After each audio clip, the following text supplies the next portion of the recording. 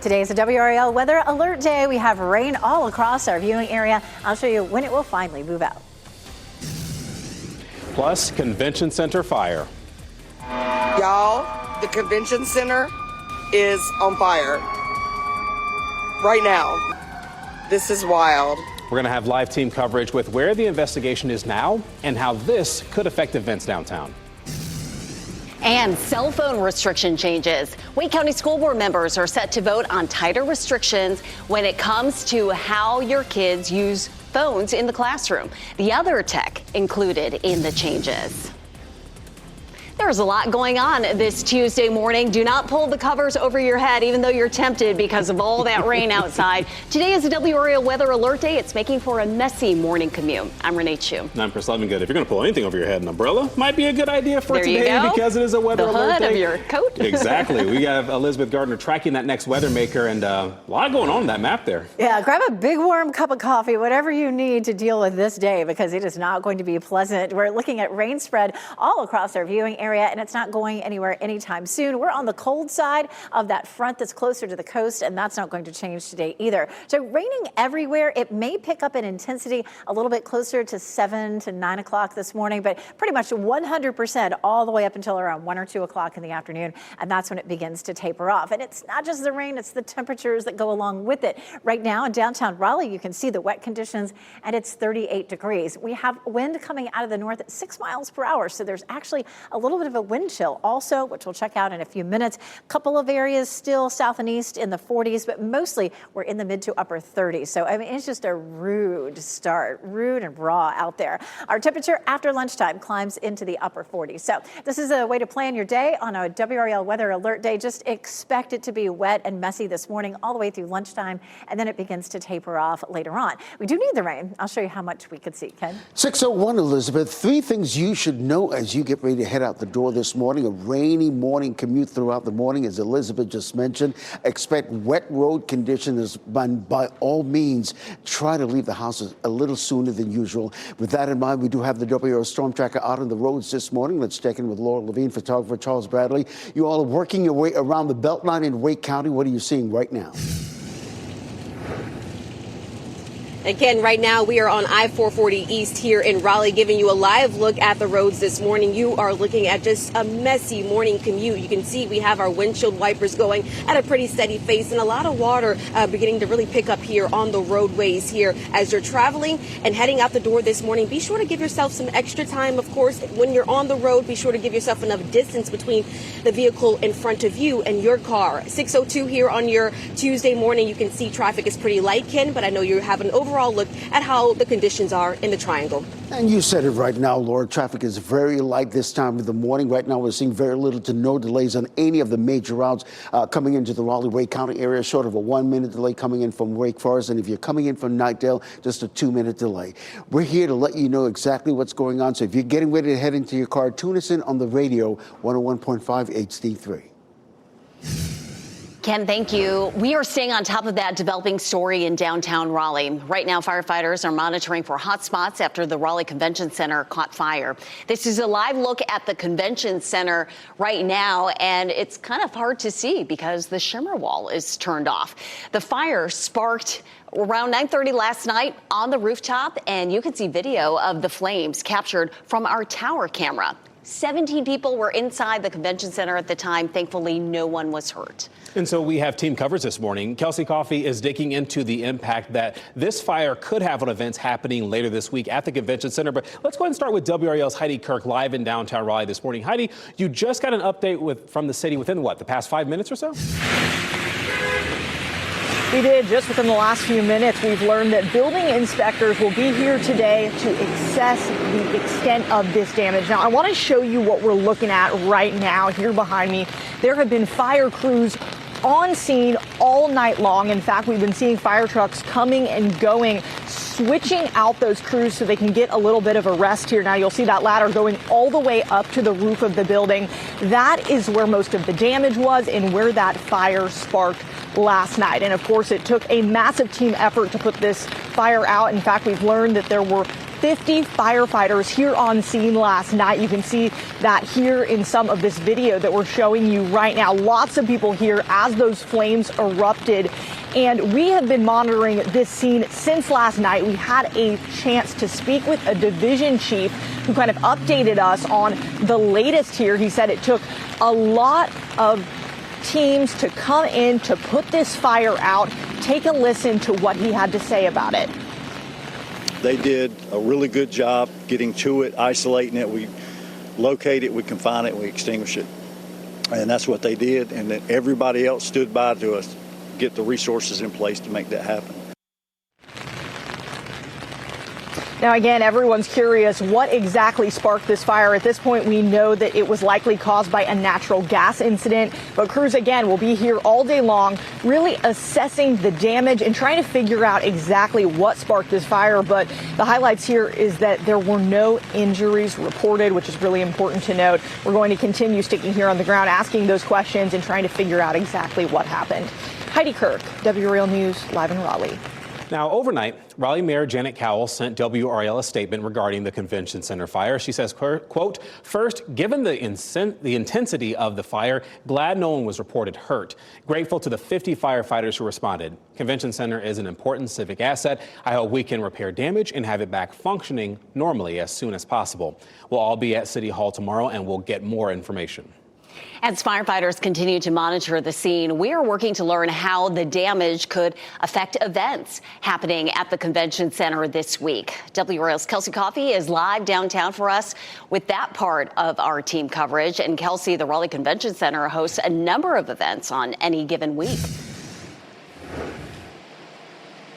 Yes, Renee, and several of those events are scheduled for this week. And now the big question is, will those events be canceled or postponed? So we'll give you a look now at the corner of McDowell and Lenore Street so you can see this is a little bit of a different vantage point than what you just saw from Heidi there. But we've got one fire truck and then one Raleigh police cruiser there in the middle of the street. We'll also give you a side-by-side look, courtesy of our live camera network, so you can see the convention center there in the dark. Just an eerie sight to see with the shimmer wall off, especially during the holidays. Now we're going to look ahead to all of those events planned at the convention center over the next few days. The cybersecurity summit is planned for tomorrow and Thursday. A special holiday party is planned for Friday. And this here will impact a lot of families across our viewing area. 2 statewide cheer competitions are scheduled for Friday and Saturday. At least a dozen Wake County high schools will be participating in those competitions. Now, officials say that the damage is contained to the roof, so we're working to find out if there could be a chance that these events could just go on as normal. In the meantime, we are monitoring all of these events' social media pages, as well as the convention center's website. Kelsey Coffey, WRAL News, live in Raleigh. And here's what we're still working to learn this morning as firefighters investigate. The city calls this a natural gas incident, but what exactly does that mean? And what does the gas company have to say about this issue? And what will they do to stop something like this from happening in the future? The last major fire in downtown Raleigh was back in March of 2017. You may remember this huge apartment building fire. The Metropolitan Apartments were under construction when they went up in flames. The inferno could be seen for miles. No cause was ever found, but the damage was extensive. 9 other nearby buildings were damaged, including at the Quorum. The Met was finished and opened to residents in 2019. The Quorum reopened later that same year. And as we continue to follow this developing story, download the WRAL News app, and that way you can be the first to know about any new information we learn. Also, be sure to turn on those push notifications. We'll follow this story throughout the day on WRAL. You can look for coverage from our evening news team starting at 4 p.m. Happening today, the Wake County School Board is set to vote on changes to cell phone use restrictions tonight. The board is trying to comply with House Bill 959. It requires schools to have restrictions on cell phone and social media use by January 1st. The current policy requires smart features on smartwatches to be disabled and cell phones to be put away.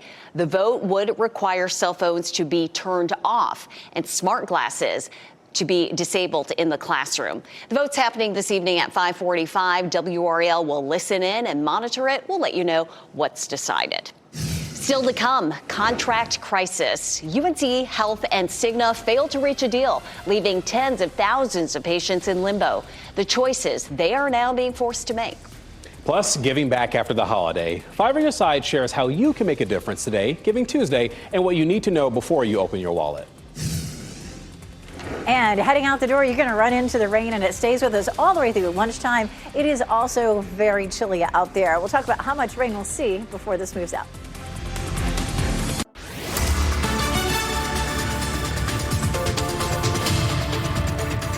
6:12, waking up to messy conditions this morning. We'll likely see rain all the way through the morning commute, and it may pick up in intensity a bit as we get closer to 7 or 8 o'clock. Notice right there from Fayetteville to Goldsboro, the yellow shaded area, that's where the rain's falling just a little bit more heavily. It's a 100% chance all the way up until early afternoon, and then we start to see the rain tapering off a little bit. It's not just the temperature, it's not just the rain, it's the temperatures that go along with it also. We take a look at Chapel Hill right now, and you can see how wet it is here on Franklin and Columbia streets. It's a messy start out there, and a bit of a wind chill too. It feels like 32 in the Triangle, feels like 38 in Rocky Mount, and 34 in Southern Pines. So it is just a miserable cold start. If you have to walk the dog, it's going to be chilly. We do dry out later on this evening. Temperatures climb into the upper 40s. Coming up, we're going to talk more about how much rain we'll see. We definitely need some, Ken. Oh, absolutely. Weather and traffic every 10 minutes, Elizabeth. We're going to take a spin around the Triangle right now. Let's start at I-40 and Highway 55 there in Durham.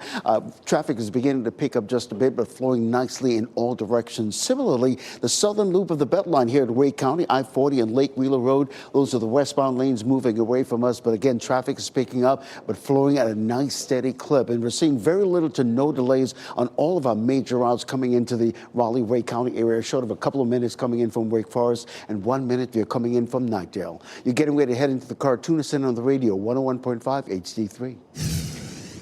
Tens of thousands of Cigna members need to find a new health care provider or pay out-of-network prices. Cigna and UNC Health have yet to reach an agreement on a new contract, and their previous agreement expired on Sunday.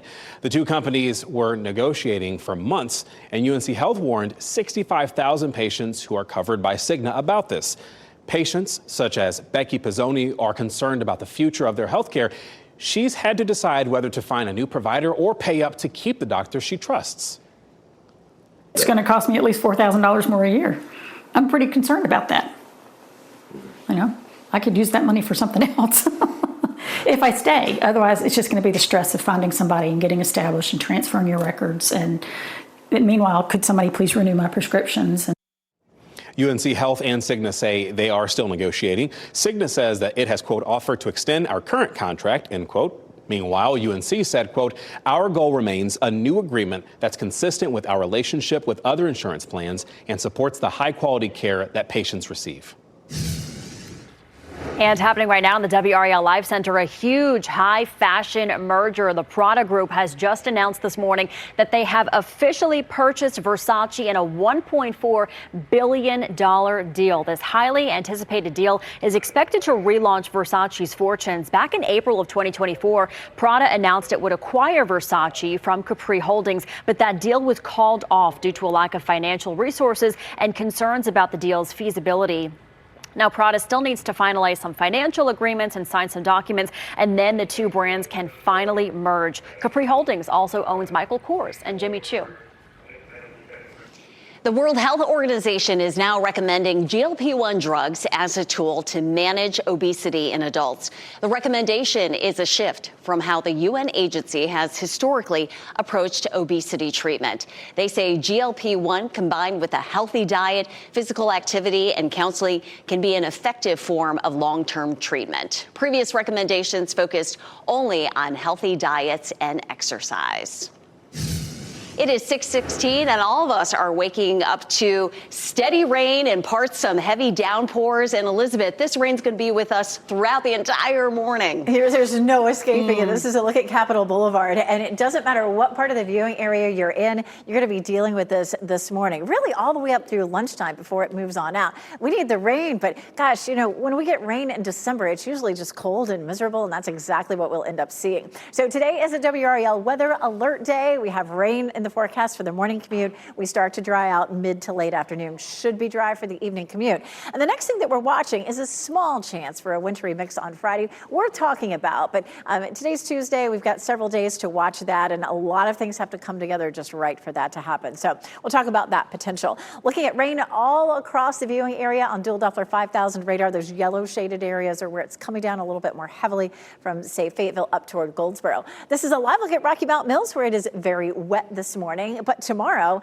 it will be dry just in time for our tower lighting celebrations. Of course, you can watch that here at WRAL at 7 o'clock or join us at Rocky Mount, either Raleigh or Durham campuses for that. Here's a look at the big picture. We have a warm front that's down to the south. That warm air sliding up under this warm front, but this is where the chilly air is, and that's what we're going to feel all day long. Any snow with this is well to the north, but there is the potential for a wintry mix, mostly an ice storm in the mountains of North Carolina.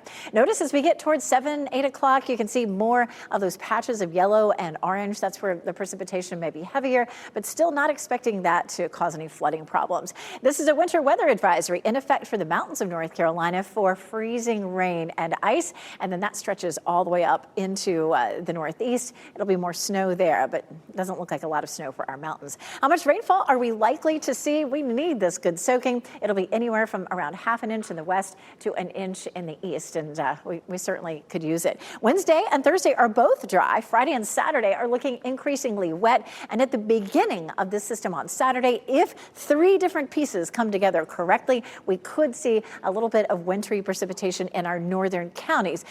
The sooner it comes in, the better chance we'll see of that. If it's a slower system, it's likely to be all rain. So, it's still really up in the air. But this is one version of the models. At 7 a.m. on Friday, a little bit of snow, then a wintry mix, and then changing on over to rain. So we'll be watching that potential. That is the most aggressive model with freezing rain or some sleet or snow. The other version of computer models is really just rain for Friday. So stay tuned, Ken. All right, happening now in the WRAL Traffic Center.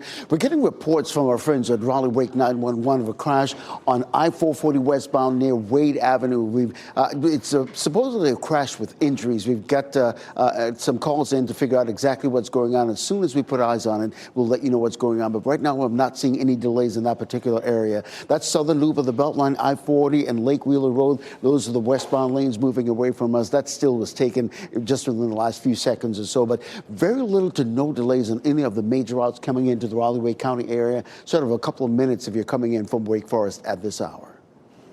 All right, thank you, Ken. Still ahead, addictive foods. New research out of UNC is diving deeper into the effects of ultra-processed foods on our health. Why experts say these foods are so hard to put down. And surprise shipping fees. People are getting hit with unexpected fees tied to goods shipped from overseas. Today is sharing useful tips on navigating or minimizing those fees. So new research from UNC is exploring why ultra-processed foods are just so hard to resist. Barry Popkins is a nutrition professor with UNC Chapel Hill, and he says the foods are deconstructed down to almost a cellular level. Part of that keeps people coming back for more. The way this is done makes the food super digestible. So we go through it very quickly and we're hungry again.